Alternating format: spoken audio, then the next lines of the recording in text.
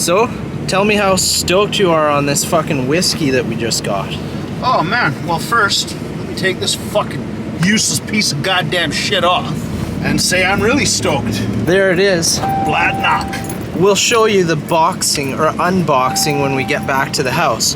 But check this out. Bacon wrapped scallops for dinner. Honey garlic marinated chicken wings. Coconut curry marinated chicken wings.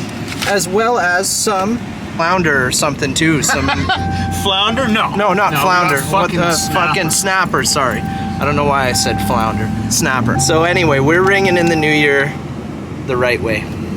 Oh dude, my beard's just fucked. It's just fucked. So I'm putting that in the video for sure. Just trying to make it.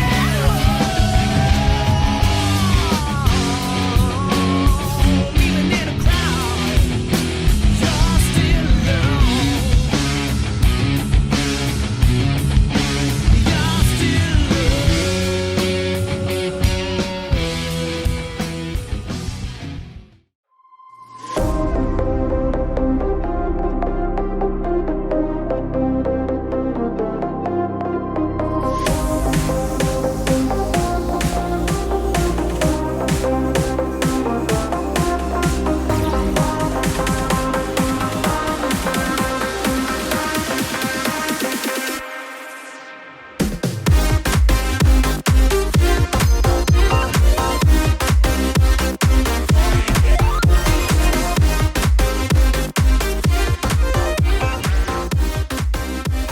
Bladnoch 10-year, beautiful stuff from Galloway, Scotland. Coming in at a whopping 46.7% alcohol.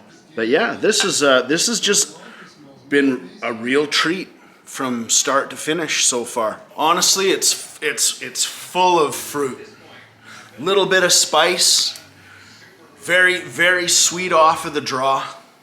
Really, really smooth and nice. Just everything about it, it just like coats all the way down that first sip. Neat at room temperature. The nose is very fragrant, sweet. There's like honey and a little bit of wood in there. Like yeah, really, really nice stuff. This stuff is very, very nice.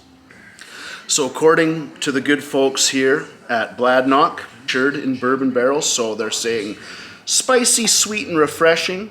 Our legendary master distiller Ian McMillan hand selects every cask to bring together this smooth but intense expression. Delicate, sweet, and spicy citrus with a clean, refreshing finish.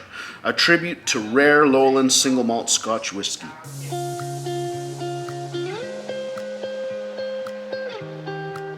So good, and not as like dominant as what you showed us the other night, which we'll probably sip on again tonight. So they call it the Japanese Harmony because it's a blend of all of their best whiskeys.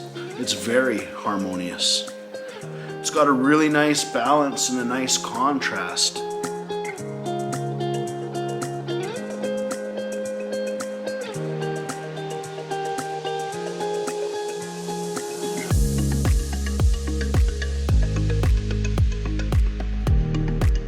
The thing I like about whiskeys from around the world is you're actually kind of getting a flavor of that region. It all starts with the water.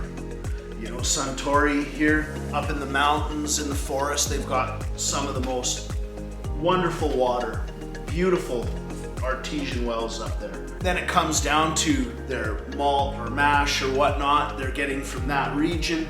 The wood from the barrel, they're sourcing their wood right there in Japan.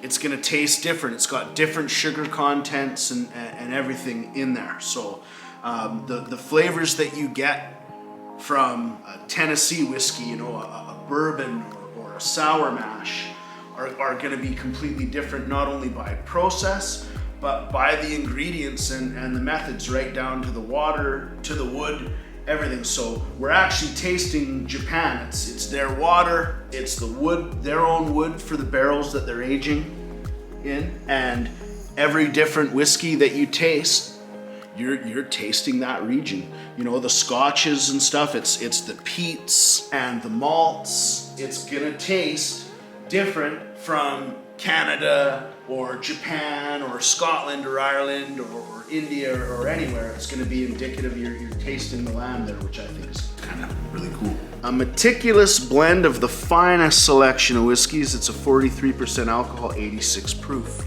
I would definitely recommend Japanese whiskeys. You wanna look at an incredible culture is the Japanese. You look at their art, architecture, everything. It just screams like precision, precise, perfection, discipline, honor, all these things, and it embodies perfectly in a whiskey. Like I can tell that they are meticulous in their craft, and what you're tasting is passion there.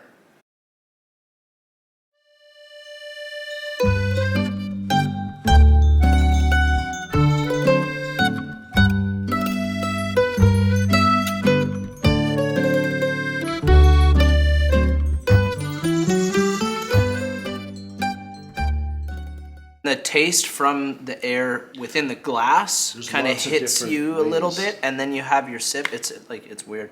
I know we're getting super snobby with this shit, but remember, we don't know shit about whiskey. I can't tell you how many times I've bought a nice Scotch and had it kind of just be like, yeah, it's all right. and like everything here. Okay, the Abunda, that one really impressed me. Obviously, the Nika and the Hibiki impressed me. The Lagavulin, the Glenmorangie, all those, like, nice stuff. But the Bladnoch, Pretty top notch. Yeah, like that is just golden deliciousness.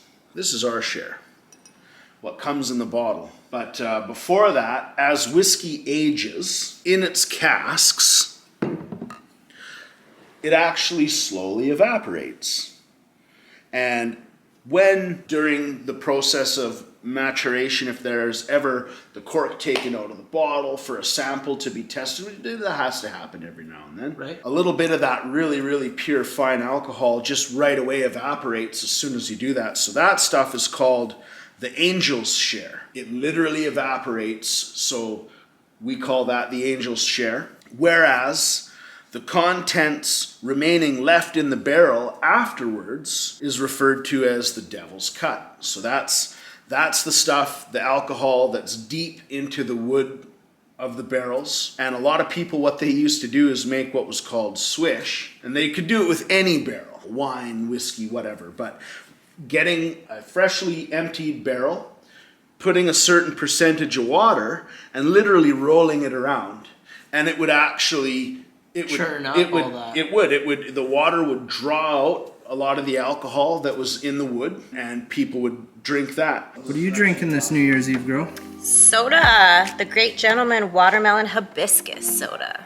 It's cool to be sober. Last one of the evening, Kyle decided to choose, what do we got here? Lagavulin. It's a pretty cool box, and the bottle, actually, I freaking love this one. I think this one's so sick. Very traditional. Dark, mysterious. Yeah. On the Very edge. Cool. And like good hand. Like there's no handle, but like good grip here on the top. Like yeah, this is a very cool bottle. Very excited to get into this one. This is an 8-year Islay single malt. So, I mean, it's gonna be complex. And I'll read what the editorial on the bottle here for you guys.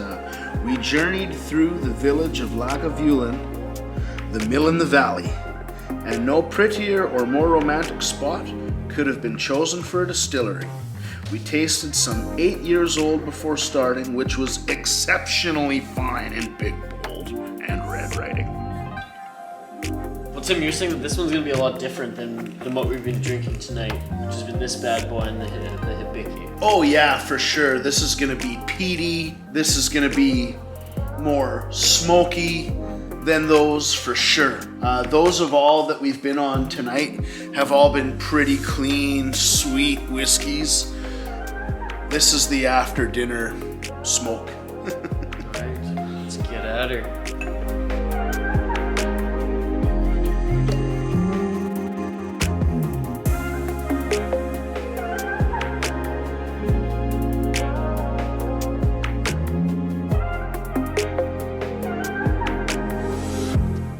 I have never tasted anything like this before. Yeah, when you get a whiff of a log that has been burnt to crisp on the beach here on the West Coast, you know, you get that smell. That's that literal smoky smell. That is Salty, Yeah. smoky, dark, wow. mysterious. That's very cool. Lagavulin. I rarely do this, but I gotta take one from the bottle. Oh here. yeah.